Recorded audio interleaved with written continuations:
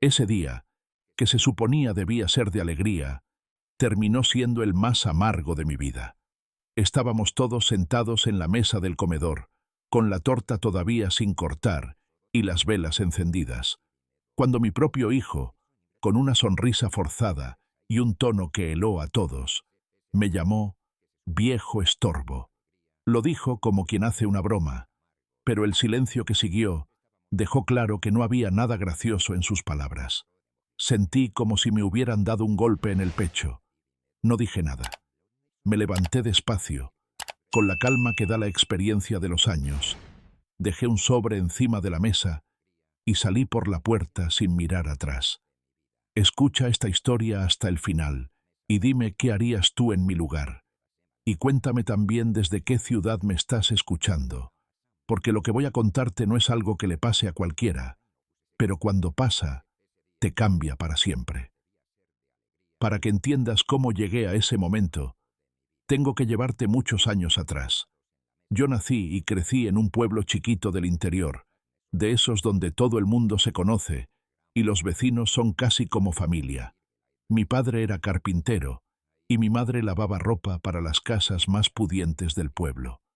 Éramos pobres, pero nunca nos faltó comida en la mesa, ni una manta para taparnos en invierno. Desde chico aprendí el valor del trabajo. A los 12 años ya estaba ayudando a mi padre en el taller, lijando tablas, cortando clavos, aprendiendo a medir sin equivocarme. No había lujos, pero sí orgullo por lo que uno podía hacer con sus propias manos. Cuando cumplí 20 años, conocí a Marta en la feria de San Antonio, una muchacha de ojos negros y sonrisa tímida que vendía pan casero junto a su madre. Me bastaron 2 domingos de charla para saber que ella era la mujer con la que quería formar mi familia. No teníamos nada más que sueños, pero nos casamos igual, en la iglesia del pueblo, con una misa sencilla y una fiesta en el patio de mi casa. Recuerdo que los vecinos trajeron empanadas, chorizos, vino tinto, y que bailamos hasta que el gallo cantó. Fue el inicio de una vida de lucha compartida. Al principio, alquilábamos una piecita en la casa de una tía de Marta, mientras yo trabajaba de peón de albañil y ella cosía ropa para vender en el mercado. Cada peso que entraba lo guardábamos con un objetivo claro: comprar un terreno y levantar nuestra propia casa. No había descanso. Entre semana, yo me partía la espalda acarreando bolsas de cemento y levantando paredes para otros, y los fines de semana aceptaba trabajos de reparación de techos, pintura o lo que saliera. En esos días, la juventud y el amor nos daban fuerza para todo. A veces, de noche, cuando terminábamos de cenar un guiso de lentejas o un pollo al horno con papas, nos sentábamos a soñar en voz alta. Ella hablaba de tener un jardín lleno de rosales y yo imaginaba un taller en el fondo, donde podría fabricar muebles para nuestra casa. Pasaron 6 años antes de que pudiéramos comprar un terreno en la entrada del pueblo, un lote pelado, lleno de yuyos y piedras, pero que para nosotros era un pedazo de cielo. El día que firmamos la escritura, Marta lloró de emoción. Desde ese momento, cada minuto libre lo dedicamos a la construcción. Yo levantaba las paredes con ayuda de algún vecino y ella se encargaba de acarrear agua, preparar mezcla o cebarme mate mientras trabajaba. Nos llevó 3 años tener la casa lista, y aún así, seguíamos sumando mejoras. Primero el techo de chapa, luego el revoque, después el piso de cerámica que Marta había elegido en la feria de la capital. Cuando nació nuestro hijo, Julián, yo ya sentía que todo el sacrificio valía la pena. Le construí una cuna de madera con mis propias manos y pasaba horas mirándolo dormir, jurándome que nada le faltaría. Con Marta hicimos lo imposible para que pudiera estudiar. Aunque a veces no teníamos más que pan y mate para la cena, él siempre tuvo sus útiles, su ropa limpia y zapatos nuevos al empezar el año escolar. Que no sufra lo que nosotros sufrimos, repetía Marta. Y así fue como Julián creció con la certeza de que sus padres darían todo por él. El tiempo pasó y las cosas cambiaron. Julián se fue a la ciudad para estudiar en la universidad, y nosotros nos quedamos solos en la casa que habíamos construido con tanto esfuerzo. Marta se enfermó cuando él estaba en su último año, y fueron meses duros, de médicos, remedios caros y noches sin dormir. La cuidé hasta su último aliento, y cuando partió, sentí que una parte de mí se fue con ella. Julián vino al entierro, claro, pero al poco tiempo volvió a la ciudad. Empezó a visitarme menos, al principio una vez por mes, luego cada 2, hasta que sus apariciones se limitaron a fechas especiales. Yo trataba de no molestar, de no llamar demasiado, de pensar que tenía su vida y sus problemas, pero poco a poco fui notando que algo había cambiado en él. Ya no me miraba como antes, ya no preguntaba cómo estaba, ya no se sentaba conmigo en la galería a tomar mate y charlar del pueblo. Empezó a hablar de la casa como si fuera suya, de arreglos que haría cuando yo ya no estuviera. Y yo, que siempre había creído que el amor de un hijo era incondicional, comencé a sentir un frío en el alma que nada podía calentar. Hasta que llegó ese cumpleaños. 74 años cumplía yo. Había cocinado mi guiso favorito, comprado vino bueno y preparado una torta grande, con crema y duraznos, pensando que tal vez este año él se quedaría un rato más. Vinieron él, su mujer y mis 2 nietos. Todo parecía ir bien, pero en medio de la comida, entre risas y comentarios, soltó esa frase. «Viejo estorbo», me dijo, como quien no quiere la cosa. Nadie rió. Yo lo miré a los ojos. Vi en ellos una mezcla de impaciencia y fastidio, y entendí que ya no había vuelta atrás. Entonces me levanté, tomé el sobre que tenía guardado en el bolsillo y lo dejé sobre la mesa, y sin decir palabra, salí al patio, abrí la tranquera y me fui caminando calle abajo, mientras el eco de mis pasos se mezclaba con el silencio incómodo que había quedado atrás. No miré atrás ni una sola vez mientras me alejaba, aunque por dentro sentía un peso en el pecho que apenas me dejaba respirar. El aire de la tarde estaba tibio y olía a tierra mojada, porque había llovido esa mañana. Caminé por la calle de tierra que bordea la cancha del barrio, saludando con un gesto a don Eliseo, el panadero, que me miró sorprendido al verme pasar tan temprano. Él no sabía que en mi mesa había quedado no solo un sobre, sino también una decisión tomada desde hacía tiempo, y mientras avanzaba hacia la plaza, donde tantas veces había llevado a jugar a mi hijo cuando era niño, repasaba en mi cabeza cada momento que nos había traído hasta aquí. No era la primera vez que sentía que sobraba en su vida, pero sí la primera que lo escuchaba decirlo en voz alta. Esa palabra, estorbo, me retumbaba en los oídos como una campana rota, como un insulto que no se borra ni con 1000 disculpas. Llegué hasta la fuente de la plaza y me senté en uno de los bancos de hierro. El agua caía despacio, haciendo un murmullo que siempre me había tranquilizado, pero esa tarde no alcanzaba para calmarme. Recordé otros cumpleaños, de cuando Julián era chico y corría por este mismo lugar con un globo en la mano, riéndose a carcajadas mientras yo lo perseguía fingiendo que no podía alcanzarlo. Recordé el día en que me trajo la libreta de calificaciones toda llena de 10 y me abrazó fuerte, diciéndome: «Papá, esto es para vos y para mamá, por todo lo que hacen por mí». ¿En qué momento se había borrado ese niño de su interior para dejar lugar a este hombre frío, tan distinto? Me pregunté si la vida en la ciudad lo había cambiado, si las deudas, la competencia y la prisa de allá le habían secado el corazón. Saqué del bolsillo la boina que siempre llevo y la apreté entre las manos. No era solo una prenda, era un escudo, un recuerdo de mi padre, que siempre decía que un hombre vale por lo que construye y por cómo trata a los suyos. Él jamás habría permitido que yo tratara así a mi madre.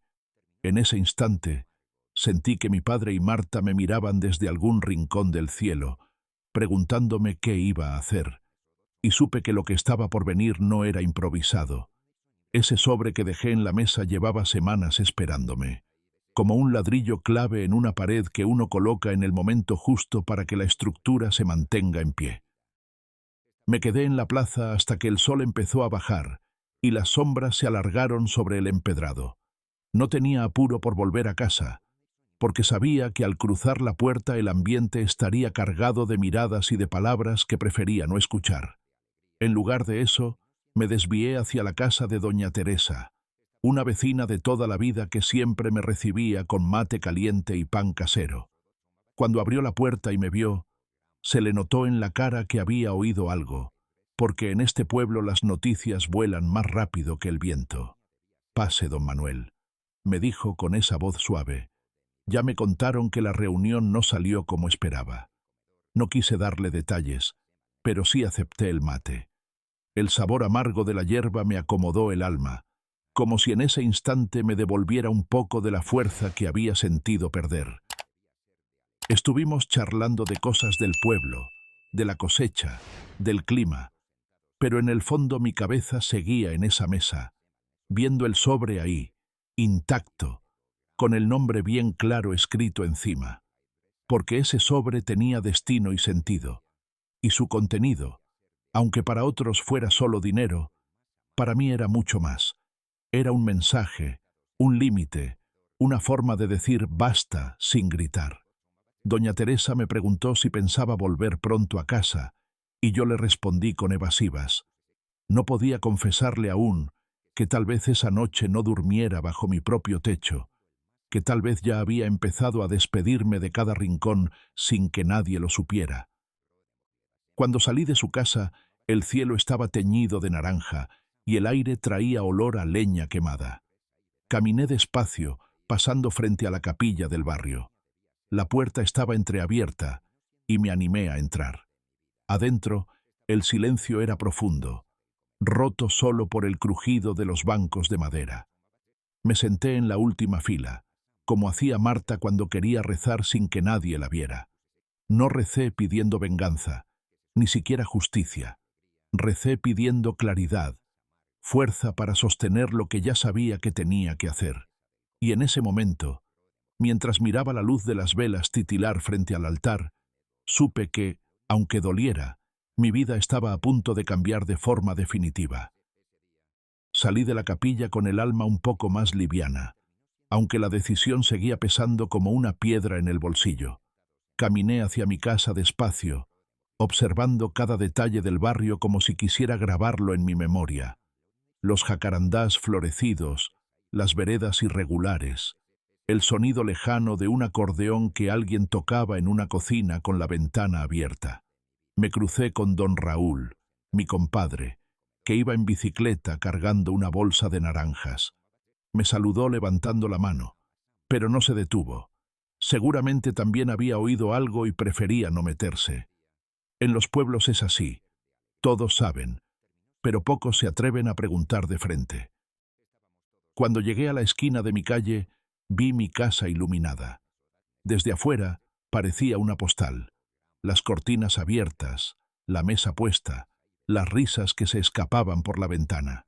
Sin embargo, yo sabía que ahí adentro no había alegría verdadera, sino una mezcla de incomodidad y orgullo mal entendido.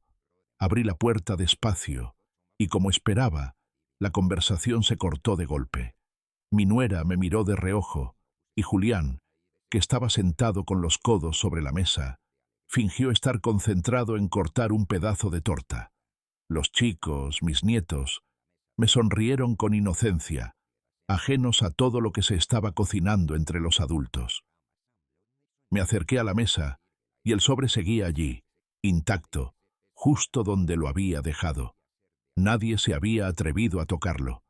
Lo miré un momento, como quien observa una piedra en el agua sabiendo que, al moverla, todo el fondo se va a agitar.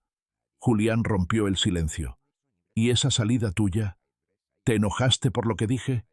Su voz sonaba tranquila, pero en los ojos tenía un brillo de impaciencia.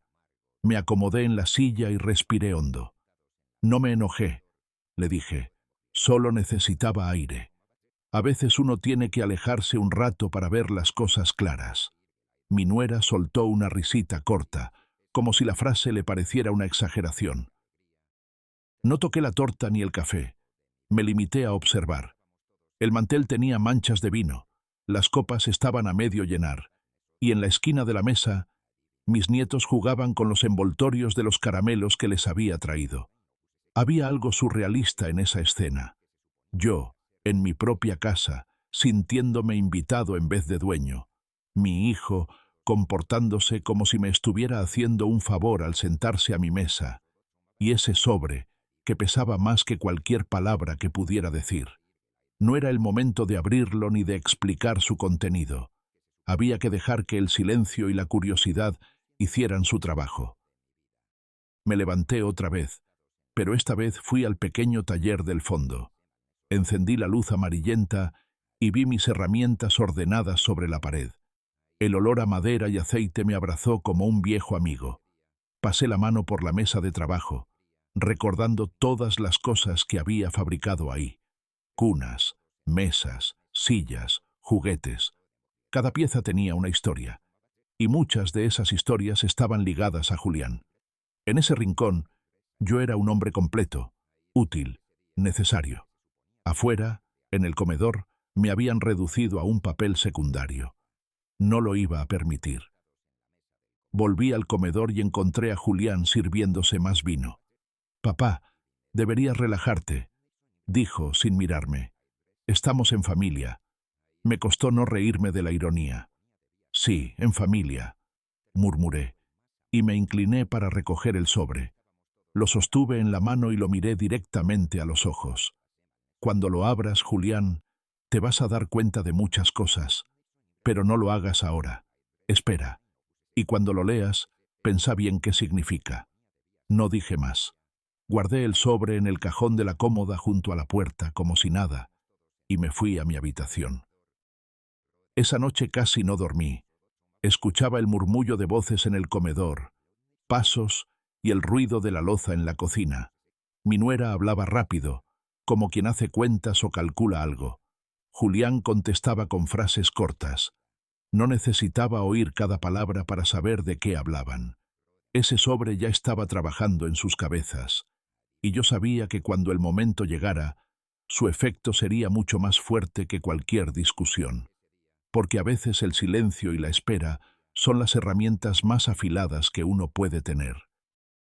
Al amanecer, me levanté antes que todos. El aire de la mañana entraba fresco por la ventana y traía ese olor a campo húmedo que siempre me había despertado con buen ánimo. Pero esa vez lo sentí distinto, como si fuera el primer día de una etapa nueva. Puse la pava al fuego y mientras el agua hervía, fui hasta el cajón donde había guardado el sobre. Lo saqué y lo observé a la luz tenue de la cocina. El papel era grueso, cerrado con cuidado, y encima estaba escrito de mi puño y letra el nombre de la persona que, al recibirlo, sabría valorar lo que había dentro. No era un regalo ni una herencia, era un reconocimiento, un gesto hacia alguien que me había tratado con respeto cuando muchos otros no. Mientras cebaba el primer mate, escuché pasos arrastrados en el pasillo. Era mi nieta mayor, todavía con el pelo alborotado. Se sentó en la silla frente a mí y me sonrió con esa dulzura que solo tienen los chicos que todavía no han aprendido a fingir. «Abuelo, ¿te vas a quedar más días?», me preguntó. Sentí un nudo en la garganta. Acaricié su cabeza y le respondí: «No lo sé, mi niña, pero siempre voy a estar cerca». No quise mentirle, pero tampoco cargarla con las verdades de los grandes. Ella no tenía por qué enterarse de que su abuelo ya estaba pensando en irse para no volver. Cuando Julián se levantó, traía esa cara seria que le conozco bien, la de cuando quiere hablar de algo que no sabe por dónde empezar. Se sirvió café, se sentó frente a mí, y después de un silencio incómodo, soltó: «Papá, sobre lo de anoche, capaz me pasé con las palabras». Lo dijo rápido, sin mirarme, como quien se saca una espina pequeña para no sentir dolor. Yo no lo interrumpí. Él siguió: «Vos sabés que no lo digo en serio, pero a veces, bueno, las cosas se me escapan». Quise creerle, pero la verdad es que las palabras que se dicen en broma suelen tener raíces más profundas que las que se dicen en serio. Lo miré y le respondí despacio. El problema, Julián, no es lo que se te escapa, es lo que pensás cuando crees que no me doy cuenta. Mi nuera apareció en la cocina en ese momento, cortando la tensión con su sonrisa ensayada. ¿Listos para el almuerzo? Hoy pensé en hacer carne al horno. Yo asentí, pero por dentro ya estaba tomando nota mental de lo que debía llevarme conmigo cuando me fuera. No iba a discutir ni a dar explicaciones, solo iba a preparar mi salida con la misma paciencia con la que durante años preparé cada ladrillo de esta casa. En la sobremesa, los chicos jugaron en el patio y nosotros nos quedamos en la mesa. Julián habló de deudas, de arreglos en la casa, de lo difícil que estaba todo. Era evidente que su mente estaba más puesta en los problemas económicos que en la relación con su padre. Y yo, en silencio, empecé a atar los cabos. Esa tarde salí a caminar por el barrio. Saludé a don Eliseo, que me ofreció pan calentito, y pasé por la tienda de doña Marta, donde compré un paquete de hierba y unas galletas. Me detuve un momento frente a la estación del tren, donde tantos años atrás había visto partir a Julián rumbo a la ciudad con una valija llena de ropa y otra de ilusiones. Recordé cómo lo abracé fuerte, sintiendo orgullo y miedo al mismo tiempo. Pensé en cómo ese joven lleno de sueños había llegado a convertirse en este hombre que me veía como un peso, y ahí, en ese andén vacío, confirmé que mi camino ya no pasaba por seguir soportando bajo el mismo techo. Volví a casa al caer la tarde y encontré todo en calma. Los chicos dibujaban en la mesa. Mi nuera cosía algo y Julián estaba en el taller, revisando unas herramientas. Me quedé mirándolo un momento desde la puerta. Tenía el ceño fruncido, concentrado en una tarea que no era suya, tocando mis cosas como si ya le pertenecieran. No dije nada. Subí a mi habitación, cerré la puerta y comencé a guardar en una bolsa de viaje algunas pocas pertenencias, un par de mudas de ropa, mis fotos con Marta, la boina de mi padre, el mate y el termo. Todo lo demás podía quedarse, no porque no tuviera valor, sino porque había decidido que yo valía más que cualquier objeto. Esa noche dormí profundamente, como hace mucho no lo hacía. Al amanecer siguiente, ya sabía exactamente cuál sería mi próximo paso. El día amaneció claro, con un cielo de un azul limpio que contrastaba con la calma que sentía por dentro. Me levanté despacio, como quien no quiere hacer ruido para no despertar a la casa, aunque en realidad lo que quería era saborear esos últimos momentos entre esas paredes, sin la tensión de las miradas. Encendí la cocina y preparé un mate mientras observaba el sol filtrarse por las cortinas del comedor. Cada rayo de luz dibujaba en el piso las mismas sombras que había visto durante décadas, pero esa mañana me parecieron una despedida silenciosa. Me senté frente a la mesa y saqué el sobre, colocándolo a un lado del mate. Pasé los dedos por el borde cerrado, recordando la tarde en que lo había preparado, con cada palabra escrita a mano y cada billete acomodado con un propósito. No era un impulso, no era rabia, era un acto meditado, como cuando uno calcula la inclinación exacta de un techo para que no se filtre la lluvia. Afuera escuché el canto de un gallo y supe que en poco tiempo Julián bajaría por las escaleras. No me equivoqué. Minutos después apareció en la cocina con paso lento, rascándose la nuca y evitando mi mirada. Se sirvió café sin preguntarme si quería, y tras un silencio breve dijo: «Papá, he estado pensando, quizás podamos empezar de nuevo, dejar las cosas atrás». Lo escuché con calma, pero dentro de mí sabía que esas palabras no nacían del corazón, sino de una necesidad. El tono era el de alguien que está calculando más que sintiendo. Le respondí: «Julián, a veces las cosas se pueden reparar, pero otras, simplemente, ya no son las mismas. Y cuando no son las mismas, hay que aprender a vivir con eso». Mi nuera entró en la cocina poco después, con una sonrisa forzada y una bandeja de pan tostado. Pensé que podíamos desayunar juntos como antes, dijo. Como antes. Qué fácil era para ella usar esas palabras, cuando, antes, nunca había existido entre nosotros más que una cordialidad fría. Acepté el pan, pero no la invitación a la charla ligera que intentaba forzar. Me limité a comer en silencio, observando cómo la tensión se movía en el aire, invisible pero espesa. En cuanto terminé, me levanté y fui directo a mi habitación.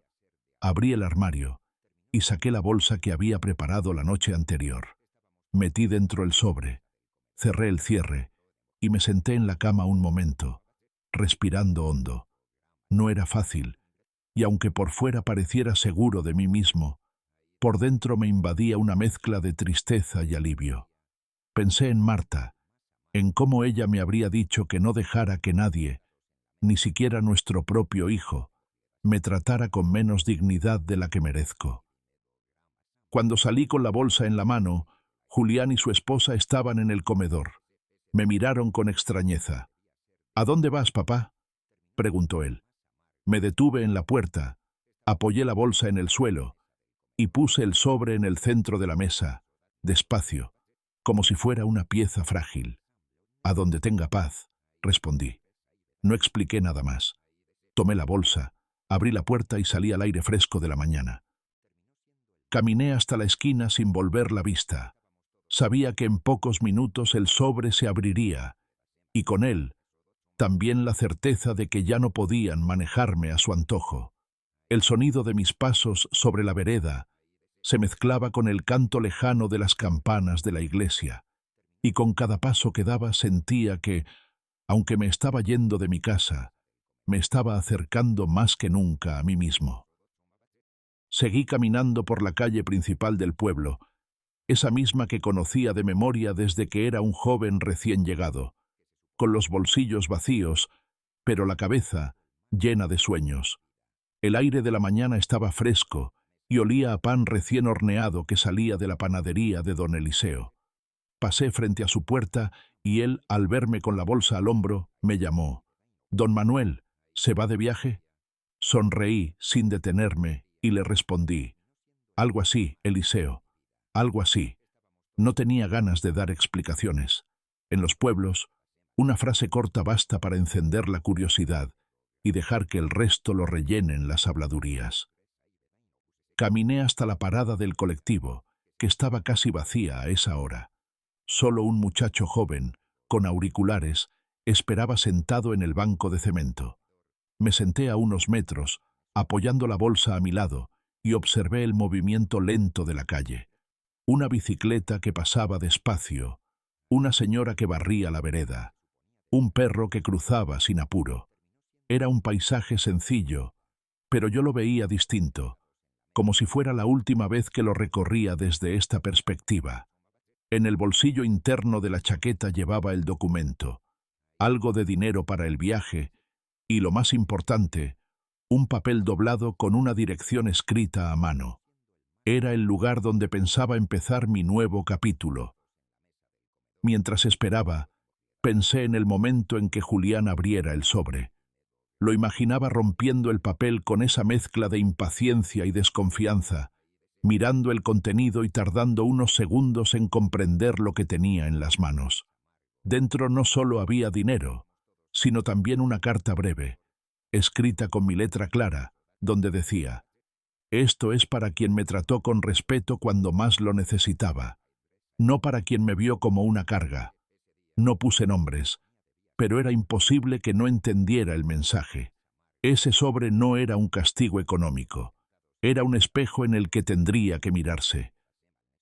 El colectivo llegó puntual, y subí con paso firme. El chofer, un hombre canoso que me conocía desde hacía años, me preguntó si iba a la capital. Asentí. Pagué el pasaje y me senté junto a la ventana, desde donde podía ver cómo las casas del pueblo se iban quedando atrás. Sentí una mezcla rara de nostalgia y alivio, como cuando uno deja un trabajo donde sufrió mucho, pero también hizo buenos recuerdos. El asiento estaba duro, el motor vibraba bajo mis pies, y sin embargo, me sentía más ligero que en mucho tiempo. A mitad de camino, mientras el campo se extendía en verdes y ocres interminables, me acordé de la primera vez que llevé a Julián a la capital. Era apenas un adolescente, y yo lo acompañaba para que se inscribiera en la universidad. Recuerdo que en ese viaje me habló de todos sus planes, de cómo algún día me devolvería con creces el sacrificio. Lo escuchaba y sentía que todo valía la pena. No podía imaginar que años después terminaríamos así, yo alejándome, no para dejarlo crecer, sino para salvarme a mí mismo. El colectivo entró en una curva y a lo lejos apareció el letrero que anunciaba la llegada a la ciudad. En mi pecho, el corazón latía tranquilo. No llevaba riquezas ni muebles, pero llevaba lo más importante, mi dignidad intacta. Afuera, la vida seguía su ritmo, y yo, por primera vez en mucho tiempo, sentía que volvía a ser dueño del mío. Cuando el colectivo se detuvo en la terminal, bajé despacio, sintiendo cómo el aire de la ciudad me envolvía con su mezcla de ruido, olores y movimiento constante. No era la primera vez que venía, pero esta vez todo tenía un sabor distinto. No estaba de paso ni venía a hacer trámites. Llegaba con la intención de quedarme, de empezar algo nuevo. Ajusté la bolsa en el hombro y saqué del bolsillo el papel con la dirección que había escrito la noche anterior. Era la casa de un viejo amigo, Ernesto, con quien había trabajado hace décadas en una obra grande en la capital, y que siempre me había dicho: «Si algún día necesitas un lugar, Manuel, mi casa tiene una pieza para vos». Tomé un taxi, y durante el recorrido me quedé mirando por la ventanilla cómo las calles se sucedían una tras otra, llenas de gente apurada, vendedores ambulantes y colectivos que frenaban en cada esquina. El conductor intentó conversar, preguntándome de dónde venía. Le respondí con lo justo, porque tenía la cabeza en otro lado. Pensaba en cómo estaría ahora mismo Julián, con el sobre abierto sobre la mesa y la carta en la mano. Imaginaba su cara al leer cada palabra y sentir ese golpe seco de darse cuenta de que lo que había perdido no era dinero, sino algo mucho más difícil de recuperar. Llegamos a la casa de Ernesto, una construcción antigua pero bien cuidada, con rejas verdes y un limonero en la entrada. Me recibió con un abrazo fuerte, de esos que no necesitan muchas palabras.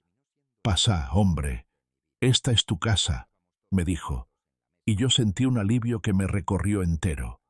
Me mostró la pieza, una cama simple, una mesa de luz y una ventana que daba al jardín.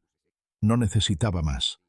Dejé la bolsa en un rincón y me senté en la cama, sintiendo por primera vez en años que estaba en un lugar donde no tenía que justificar mi presencia. Esa tarde, mientras Ernesto preparaba unos mates, salí al jardín y me quedé mirando el limonero. El aire traía un perfume fresco, y las ramas cargadas de fruta me recordaron a los veranos con Marta, cuando ella me pedía que bajara limones para hacer su limonada casera. Cerré los ojos, y por un instante sentí que estaba de vuelta en el patio de mi vieja casa, escuchando su voz. Me di cuenta de que los recuerdos no podían quitármelos, por más que las paredes que los habían visto nacer quedaran en otras manos. Ernesto me contó que necesitaba ayuda para reparar una cerca del fondo y que, si quería, podía darle una mano en algunos arreglos de la casa. No lo pensé dos veces. Acepté encantado. El trabajo manual siempre había sido mi refugio, y ahora sería también una forma de agradecerle su hospitalidad. Esa noche cenamos juntos un guiso espeso que él había preparado, acompañado de pan recién horneado. Me sentí en familia, pero una familia distinta, la que uno elige, no la que le toca por sangre. Al acostarme, ya tarde, me quedé mirando el techo mientras escuchaba el silencio de la noche interrumpido apenas por algún perro lejano. Me pregunté si Julián intentaría llamarme. El teléfono estaba en la mesa de luz, pero no lo había revisado desde la mañana. No sabía si quería escuchar su voz todavía. Por primera vez en mucho tiempo, tenía claro que no necesitaba correr a resolverle nada. Y con ese pensamiento me dormí, sabiendo que el día siguiente sería mío, y solo mío. A la mañana siguiente, me desperté con el canto de los pájaros en el limonero y un rayo de sol colándose por la cortina.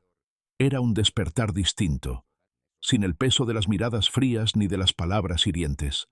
Me quedé un momento en la cama, disfrutando del silencio amable de la casa de Ernesto, ese silencio que no incomoda, sino que abraza. Cuando salí al patio, él ya estaba cebando mate y me lo alcanzó con una sonrisa.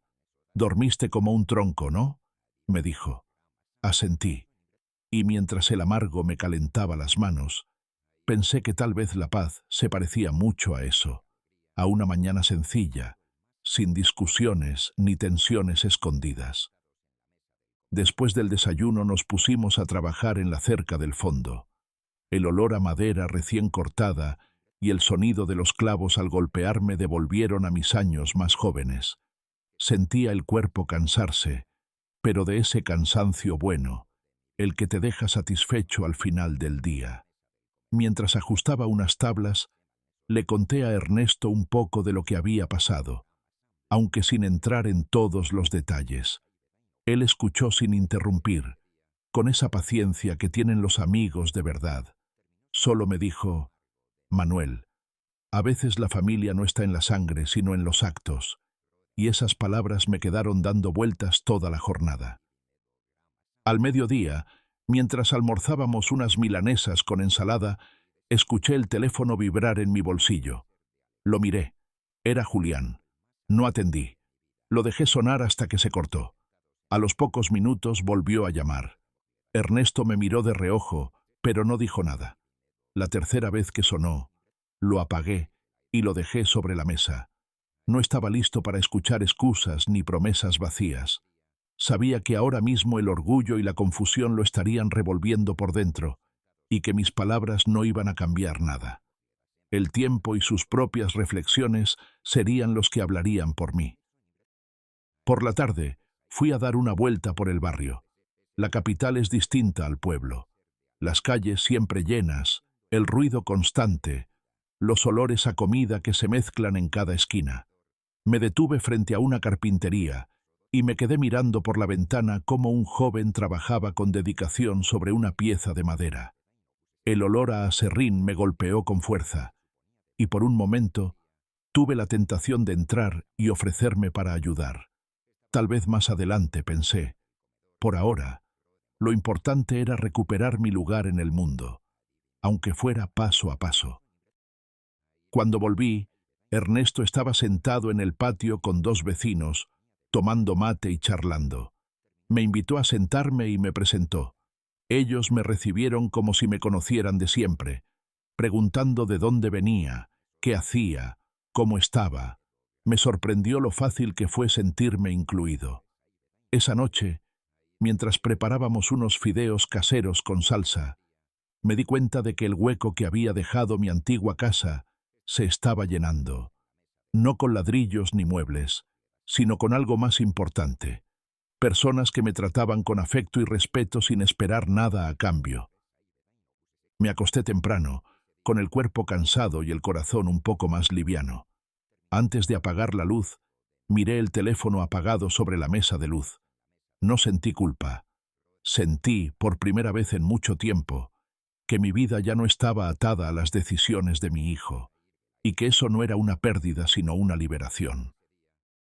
2 días después, mientras Ernesto y yo terminábamos de pintar la cerca, el teléfono, que había dejado encendido esa mañana, comenzó a sonar otra vez. Era Julián. Lo dejé sonar, pero esta vez, en lugar de cortar, esperé a que entrara el mensaje. La pantalla mostró: «Papá, necesito verte. Es urgente». No decía más. Guardé el teléfono en el bolsillo y seguí trabajando. Ernesto, que me conoce la mirada, no dijo nada, pero sé que entendió. Al mediodía, mientras almorzábamos un guiso que había preparado él, Volví a mirar el mensaje. No respondí de inmediato. No era crueldad. Era la certeza de que, si lo veía ahora, él vendría con palabras apuradas, con promesas nacidas del miedo y no de la reflexión.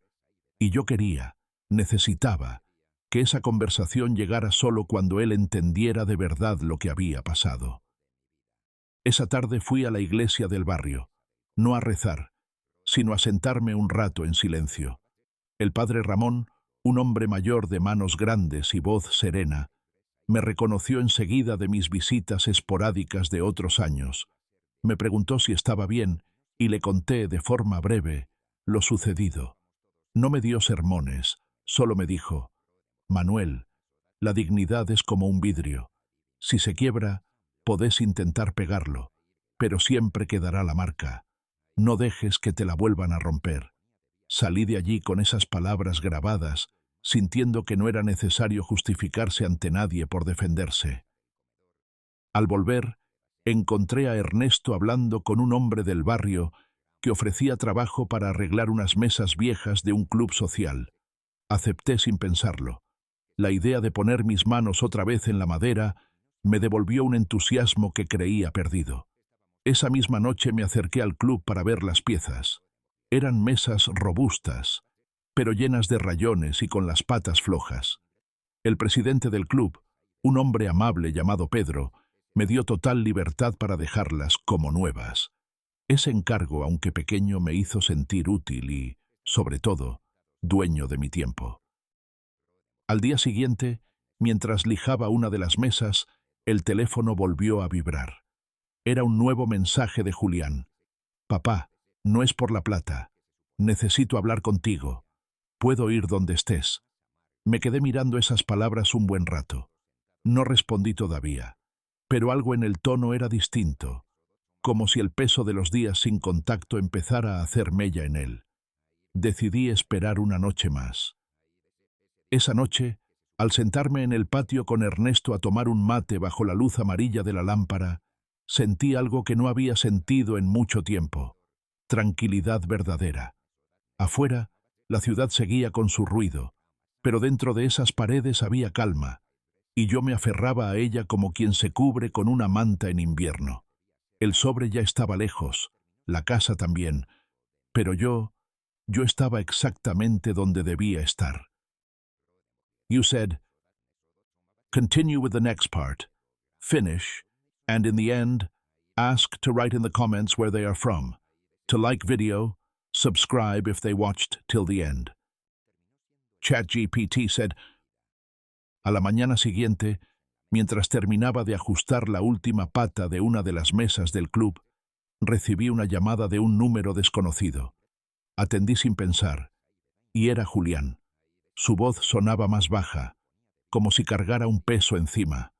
Papá, estoy en la terminal de la capital. Necesito verte, por favor. Dudé unos segundos, pero finalmente le dije dónde encontrarme. Colgué sin más. No sentí ansiedad ni enojo. Sentí que el momento que había estado evitando por semanas había llegado, y yo estaba listo. Una hora después, lo vi entrar por el portón del club. Caminaba despacio, con las manos en los bolsillos y la mirada clavada en el piso. Cuando se acercó, lo invité a sentarse en una de las mesas recién reparadas. Por un momento no dijo nada, y luego, casi en un susurro, soltó: Papá. Abrí el sobre, y me dolió más de lo que pensé, no por lo que había dentro, sino por lo que significaba. Lo miré en silencio, dejándole espacio para continuar. Me di cuenta de que estuve equivocado, que te traté como si fueras un mueble viejo, y que por mi orgullo perdí algo que el dinero no puede comprar. Tomé aire y le respondí despacio: Julián, el dinero va y viene. La dignidad, el respeto, eso no se recupera tan fácil.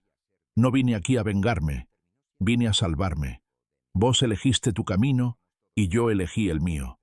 Si querés, todavía podemos encontrarnos en algún punto, pero será con otras reglas. Él asintió, con lágrimas contenidas. Quiero intentar, papá. aunque sé que no puedo borrar lo que pasó.